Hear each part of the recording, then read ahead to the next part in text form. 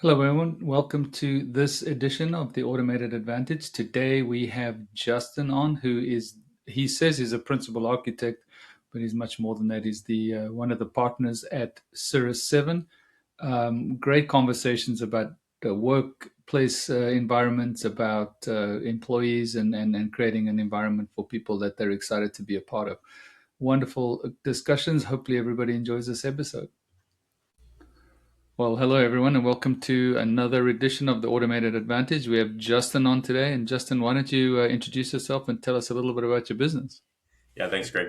My name is Justin Graham. I'm a principal architect with a company called Cirrus 7. We are a software consultancy firm out of Kirkland, Washington, just outside of Seattle. Personally, I've been in software development, architecture, working with large enterprise for 15, nearly 20 years now, across some of the largest enterprises in the world.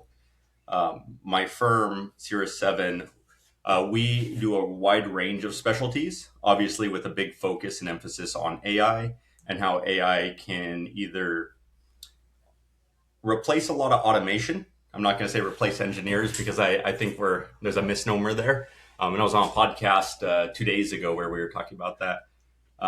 But we see huge productivity increases, huge advantages where we can leverage AI and empower humans to actually move faster, quicker, reason through things, and get feedback. And so our entire consultancy is around how do we bring enterprise learnings, enterprise wide knowledge through our engineers, through our architects to large enterprise to move them quicker and deliver value faster. Yeah, no, I think that we'll definitely dig into the AI conversation in a bit, but and so I'm assuming, I think if I remember correctly, you've been in business for a little while. That wasn't the initial thought. You guys have kind of transitioned from, let's just call it traditional consulting to sort of say, how long in business? What were you doing? And then what did you see in the market to say, look, we need to make a shift? Yeah, of course. Cirrus 7's been around for just over 10 years now. I joined about a year and a half, almost 2 years now. And the company before was kind of having an identity crisis. It was traditional consulting and kind of a software, not software development, but a product attachment almost, or product development. And so the company was kind of bifurcated between, do we want to do software consulting or do we want to become a product company, build a SaaS platform and offer that to folks?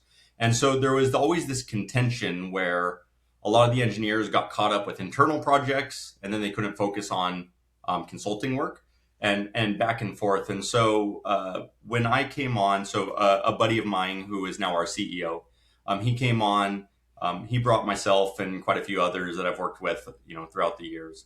And so we really refined and refocused the company on true consultancy and how do we do the best consultancy for enterprise in the industry.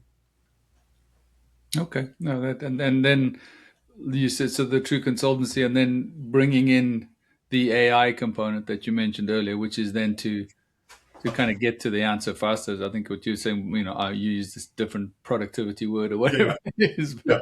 So AI is just a natural progression. So I've been part of 3 or 4 different consulting firms over the last 20 years.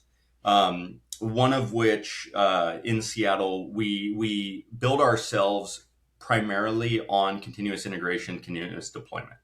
Um, a lot of our clients never got to true continuous deployment. They got continuous delivery of software. But it's all of the practices around agile, extreme, programming, paired programming, automation, and how do you automate to make things faster, quicker, easier to deliver. AI is just the next iteration of that, and specifically generative AI. So there's a bit of a misnomer that AI is somewhat new. When I was back at Google years ago, it's like we were using image recognition, text to speech. There's a lot of different forms of AI, but specifically generative AI, which is the big boom right now that everyone just calls AI.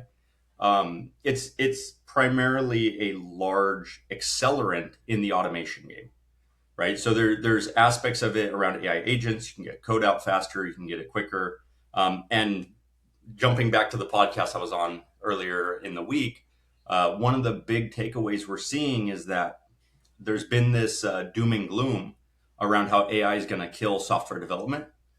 And we have seen that, right? You've seen the COVID spike, the COVID layoff, and then there's just been this downward trend of hiring around software development, while we see things like AI engineers increasing. But we've seen since about November of last year a large spike in software development jobs being posted, and primarily that's due to generative AI and product engineers who are leveraging it to build apps, not knowing how to support, scale them, or maintain them to deliver to their end consumer. So what we're seeing is we're seeing a resurgence of engineers are needed at large enterprise, primarily due to the amount of new applications and new capability that generative AI drives, which is an interesting kind of curveball because it's completely opposite to what a lot of the industry is saying. Yeah, and I think that that's. I mean, at the end of the day, it's also that people don't calm it down. Maybe there is a, like you say, there's a shift, but at the if you're developing a piece of code, you're developing anything, you still need those smart people to check the homework. It's like you can't Right. just hit the hey, develop me this, put it in production, and hope it's going to work. I mean, I'm seeing that as Yeah. a massive trend as well as Yeah. people are checking the homework. Well, so one of the statistics I saw today, across all of GitHub, Claude Code is used on 4% of all repos right now. So there is an adoption, and that's a pretty big spike considering Claude Code is what, a year old. So 4% of all repositories are now using some sort of AI generated code. The challenge is, and this is another conversation that's really interesting, is it goes to um, what is determinism around generative AI, right? So can it really determine the correct output? And it can get close, but there will always be some sort of errors or some sort of one-off, and that's part of the challenge. The example I like to use with a lot of our clients is you think about self-driving cars, and this gets really grim really fast. But when a self-driving car is programmed, you have to determine who does it prioritize in the event of a failure. Is it the occupancy of the vehicle, or is it the person on the side of the road? Right? You can only save one life in a lot of cases, or you try to minimize collateral, but it has to make a decision. And so the way we would reason and think about that, and we'd come together as a group to make a decision on how do we actually think through this problem. A generative AI is going to make an assumption and run with it. And it may be completely counter to what you want your business logic to do. And so that's where it takes very well trained, highly capable engineers to be able to go through the code and understand exactly where did the AI make specific decisions that may be counterintuitive to what we want it to do. It also raises another issue, which I'm not sure I have a good answer to yet, which is what does a junior engineer look like in the age of AI coding, right? Because you need wide ranging knowledge. And I think part of it's going to be you have to expose your new engineers just to a broad range of stuff. And honestly, I think it goes back to extreme programming where you take a junior and a senior, you stick them together and they pair program until that junior is ramped up enough to where they can start prompting and driving, as well as that senior.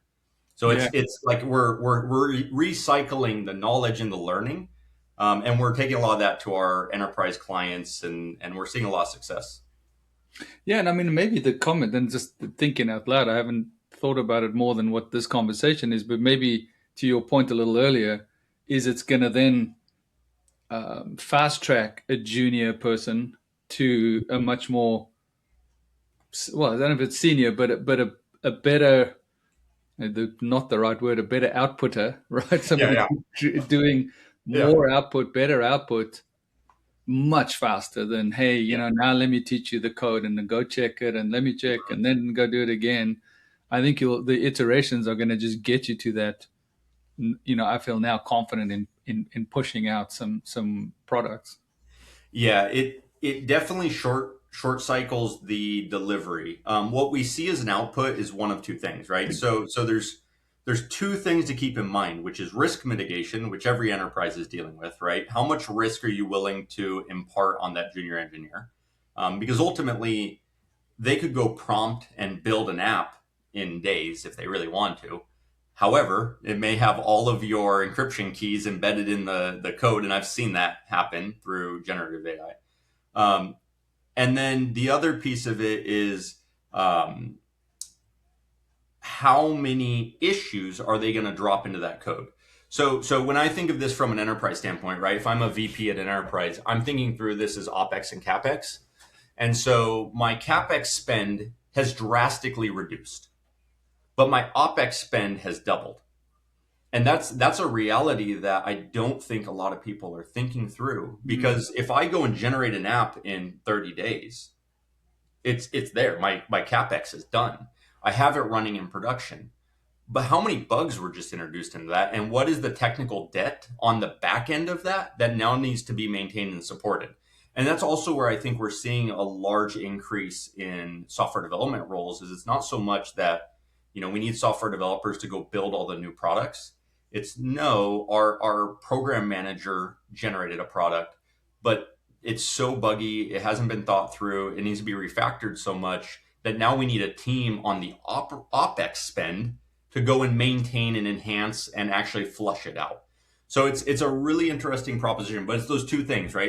It's risk of how secure and how correct am I building on the front end, and then the other piece is how much am I actually spending on the back end of that. And one of the things from a maintenance perspective, it's usually 10 to 1 is kind of the industry standard. So whatever you spend on the capex side, you spend 1/10 of it on the operations side. I think it's completely flipped based upon the numbers we've been seeing, right? It's you'll spend 10x on the operations side of what it now takes to develop a new product. Yeah, I could see that. That makes a lot of sense. So going back to so I think you undersold what your title or whatever it is. You said, I think you said principal analyst. I'm sure it's Principal more than that. architect, I think, Principal is my architect. actual title. But So I'm a partner and owner of S7 along with my there other we go. partners. Okay, so there we go. That's so. Having said that, now in this quote unquote transition of the business, Mhm. whatever what is a typical, if there is such a thing, a typical day look like for you? What keeps you busy now? Yeah, that there's a lot, right? So there's the we're a small business, we're under 50 people. We have aspirations to grow to, we probably don't want to get much larger than about 100 people total. And that's very intentional. We want to maintain a boutique Mhm. culture. We want to maintain high quality and high focus on our clients.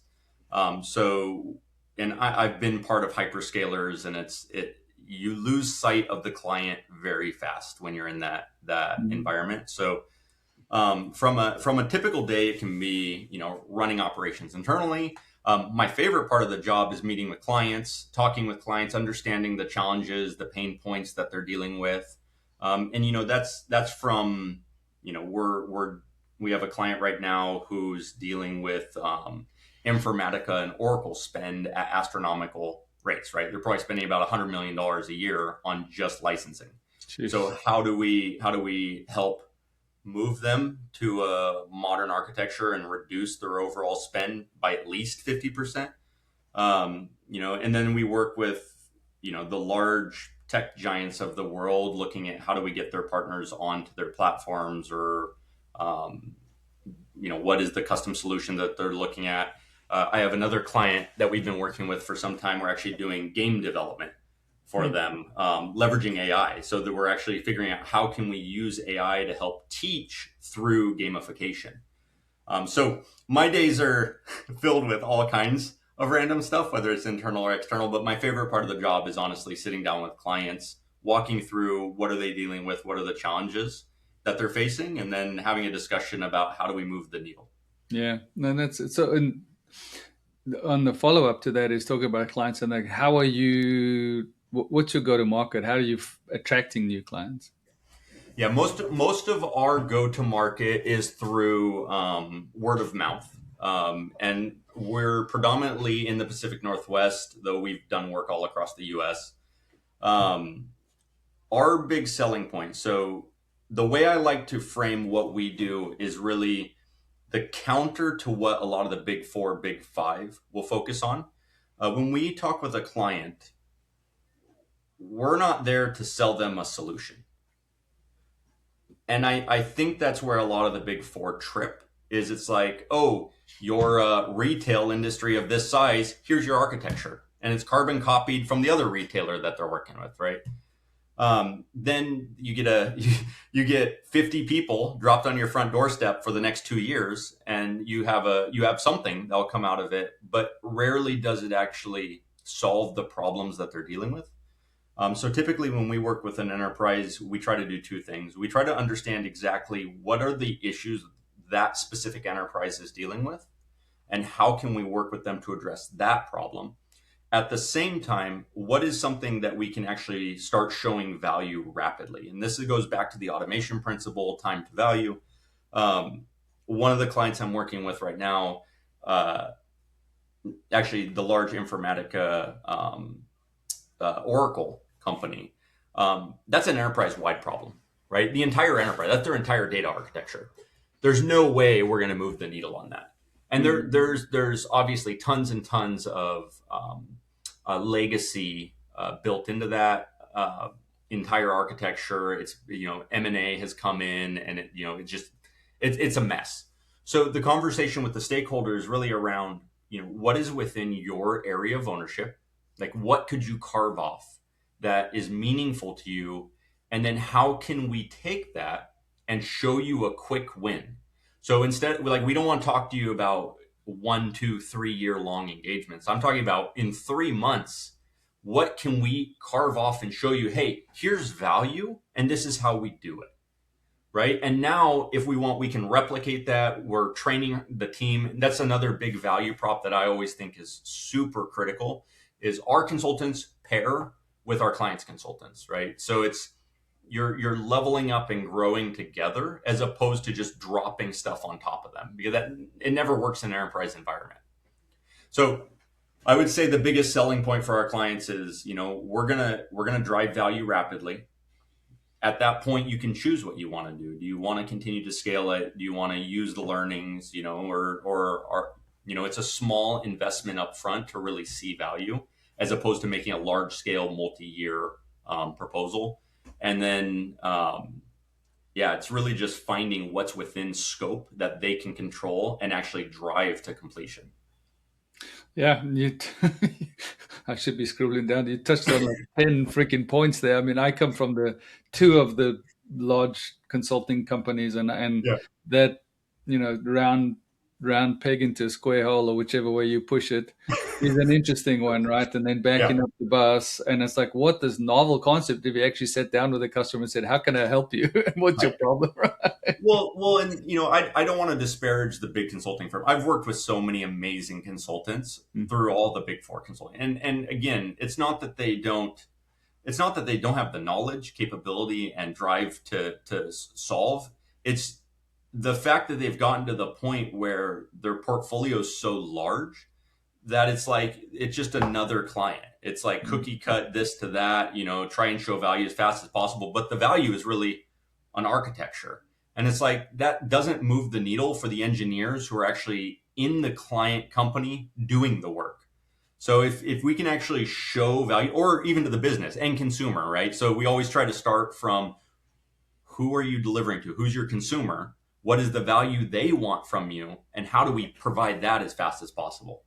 And that, even, some of the clients I'm talking to right now, it's really difficult to reframe the conversation from, this is your customer. Your customer is asking you for X, but you're thinking about your architecture over here, right? And I'm an architect. I love talking about architecture all day long, but you gotta find the business value, and then you gotta use the architecture as a tool to deliver that value. And that's a big miss that we see all the time.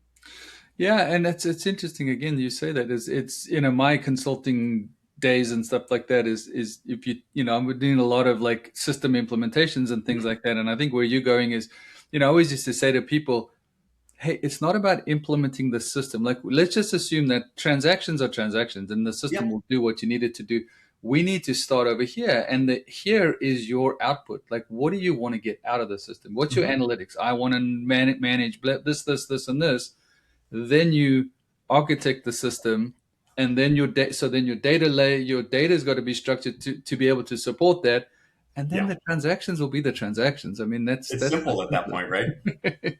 Well, you actually hit on another really good point. So there was an architect I worked with for many years.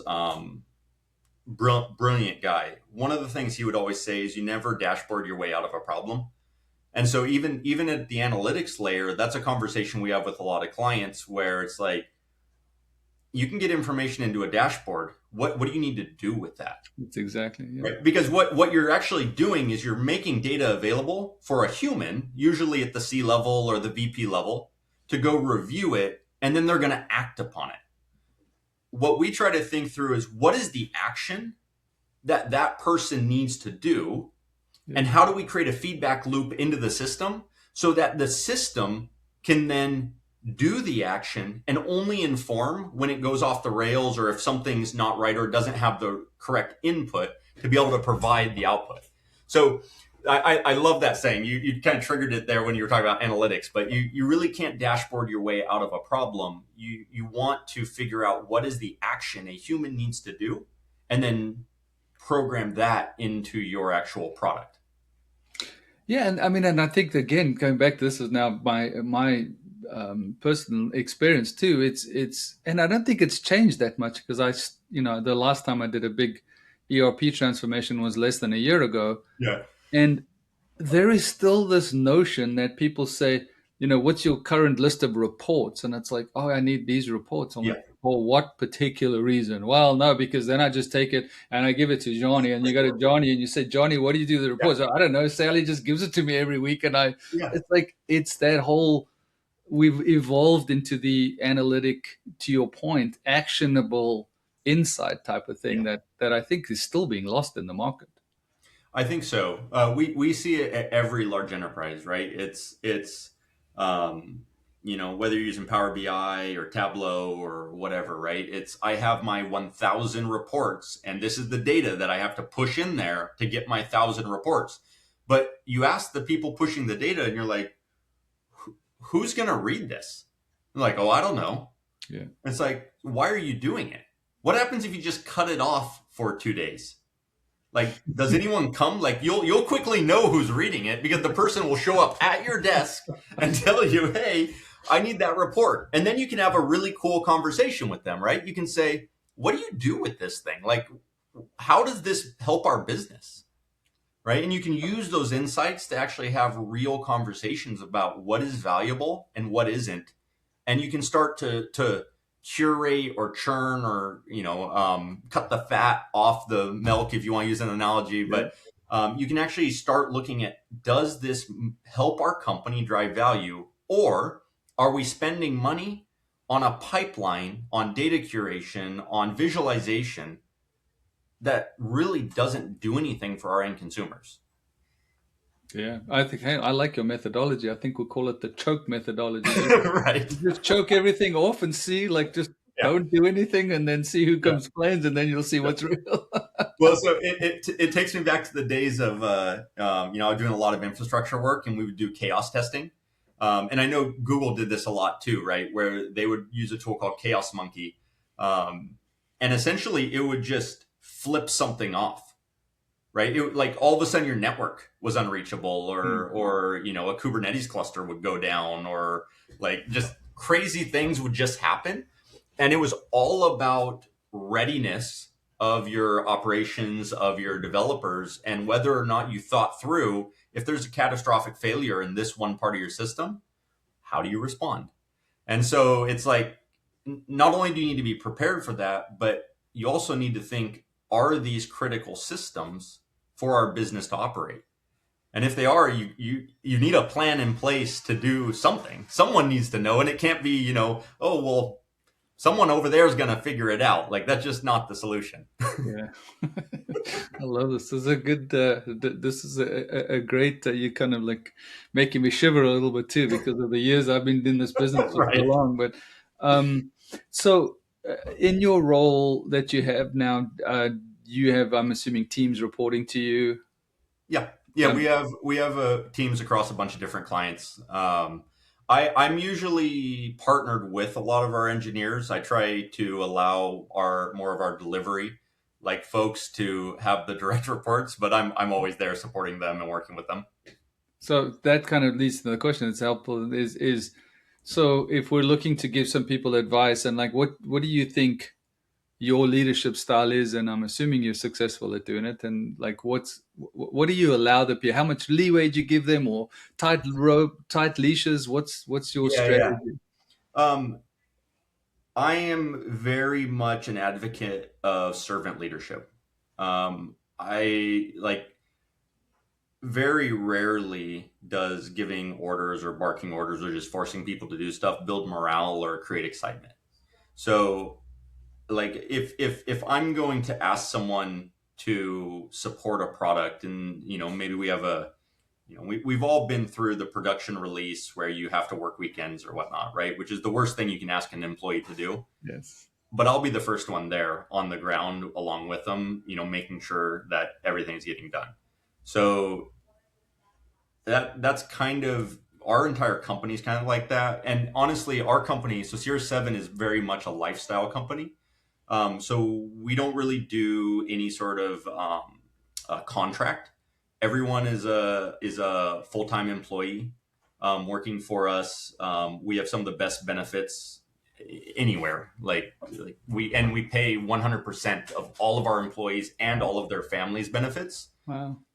because ultimately we want our folks to feel like they're part of the family, right? We want them to not have to worry about things like that, and so we want folks salaried. We want them focused on a very interesting set of problems for our client and excited to go, figure out solutions to some really difficult problems, right? And the thing is, enterprises don't have simple problems ever. It's always a mix of some kind of technology problem and some kind of, we call it political problem, right? It's how do people get along? Where's the communication breakdown? It comes down to people always. And those can be really difficult, high stress situations that you're dropping engineers into.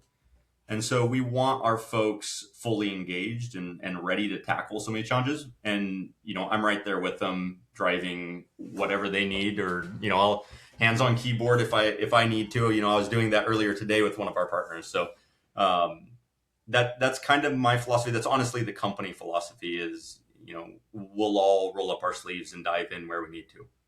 Yeah, and I think I really like that too. And I'll finish out my thought with telling Yeah. is a similar leadership style. I mean, we did these big transformations, and I mean, often I was same thing, working weekends, but bringing in the food, Hmm. doing that, and not like literally not contributing a whole lot when it came to but the fact Yeah. that you're there, the fact that you've also given up your personal time, Yep. it goes such a long way. And I mean, I think the other thing too that in talking to so many people while I've been doing these podcasts, is we've all lived the, hey, we got this amazing culture. There's such a Yeah. difference by the saying and the doing. And it sounds like you guys are the massively in the doing bucket. So We absolutely are. It's a huge party, and we've all been on the other side of it, right? I've been in roles where I've had leadership just like, oh, you need to go in on the weekend and finish this. And then they're nowhere to be found. And it's like, that is one of the most demoralizing things you can feel, is you feel like you're on an island. Like, why am I being told to do this? I'm not going to see any personal benefit from it, right? However, when they're there working with you, even if it's just, to your point, pizzas, right? At least they're devoting their time and effort, and it's showing a group effort towards whatever you're trying to solve. And you're all sharing in that pain. It takes me back. So I worked for a company called Clearwire. I don't know if you remember them, years and years and years ago. So they were the back end for Sprint's network. oh yeah, yeah, yeah. So they did all the 4G for the back end of Sprint, and they had their wireless stuff. Eventually, they were bought by Sprint, and then Sprint was bought by T-Mobile, so they kind of became part of T-Mobile's backend. But even like I was what, a lonely estet at the time. I was doing software quality and automation on a website. And I remember the CEO had these roundtables where he invited all the employees and he would meet with every single employee in the company. And it's like there was 2,000 people Wow. in the company, but he would take the time. He'd usually do groups of 10 where he'd meet with people, have a conversation, try to get insight. Hey, what do you like about the company? What do you not like about the company? And I just remember thinking at that point, like, that was such a meaningful experience for me. Like I'm a nobody in this company. I'm an entry level employee, and the person running this 2,000 person org is taking the time to ask for feedback and help correct and drive the ship. Like that is something I think is really important. Is hearing feedback, responding to feedback, and doing all those skip level where you're not just sitting in your ivory tower trying to make decisions in boardrooms. You're actually going out to your people and hearing what they have to say. Um, and Yeah. I've been on the exact opposite of that, right? Where it's you do have that ivory tower, and all of the people in the enterprise know what the issues are, but the executives driving the ship aren't hearing where the landmines are. Yeah, and I think your point is valid. It's that it's the feedback. It's one thing listening, it's the other thing taking it to action. And I mean, I think also, and as a leadership trait that I've seen is, and I'm going to be dramatic just to make a point, but if somebody says, "Look, I don't like the coffee," it's like, okay, we're going to put that way at the bottom of the Yeah, list, yeah. but we'll segment the really important tasks and really figure out how to make a difference. So that you make a really interesting point. Being able to prioritize and make actionable decisions, obviously, on that feedback is huge. Recognizing that person, like, oh, what's wrong with the coffee, or just having a conversation with them Yeah. goes so much further because it's like if you can get rid of that resentment or, not even resentment, that concern out of their mind, they can now focus their priority on what is actually valuable to the company. Yeah. So it may be that the coffee never changes, but they got heard. And usually that is what we see from a lot of our employees is just, they want to vent. We used to have at a former consulting firm I worked at. We used to have I don't remember the name of it, but we had this one person, and that's basically what they did is they went around to all of our employees at the different clients and would take them out to lunch and just let them vent. And I always kind of related that to a pressure cooker, right? Client environments can be very stressful. You need a release valve. And it's like if you don't have that release valve, people will burn out, people will leave, you'll have attrition. But being able to go in, and that's part of the thing that I love is going and sitting with our engineers and just being like, what's cool about this project? What do you hate about this project? Like if you could change one thing, what is that one thing you could change? And then 9 times out of 10, you get some really cool feedback that is like, well, who's communicating this to the client? Right? We need to be having these conversations with clients. And so it not only is a learning exercise for our employees, but it's also a way to have really good, sometimes difficult conversations with clients about the reality of their work.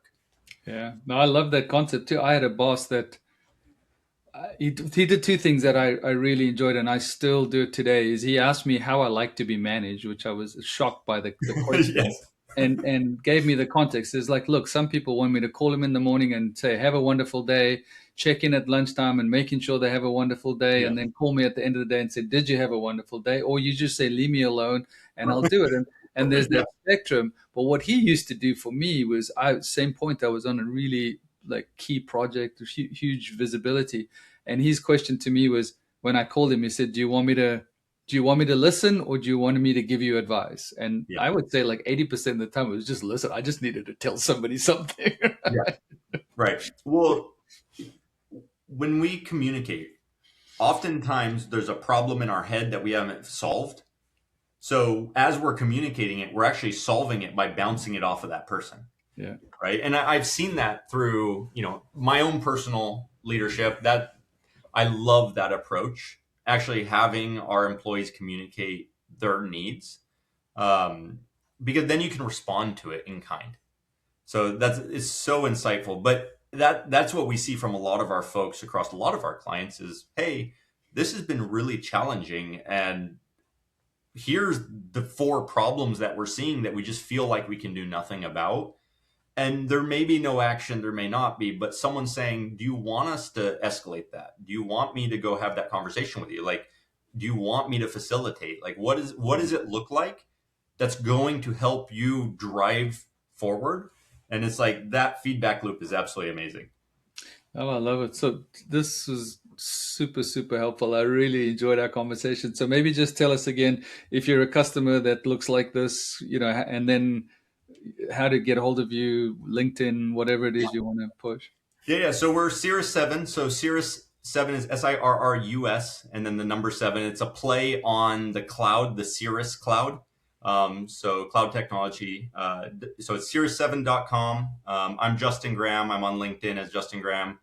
And then, yeah, from a client perspective, typically we work with middle to large enterprise. We have some accounts that are SMB, small, medium business. But yeah, we always love to have a conversation if you're facing a technology problem or a challenge and you want someone just to either proofread or review and give you some pointers. We love having those conversations too. Well, that was excellent. I really enjoyed this conversation. We went in a slightly different direction, but this is the beauty of the podcast: is it's whatever we want it to be. So, thanks once again. I really appreciate the time. I really appreciate it, Greg. Have a wonderful day. You too.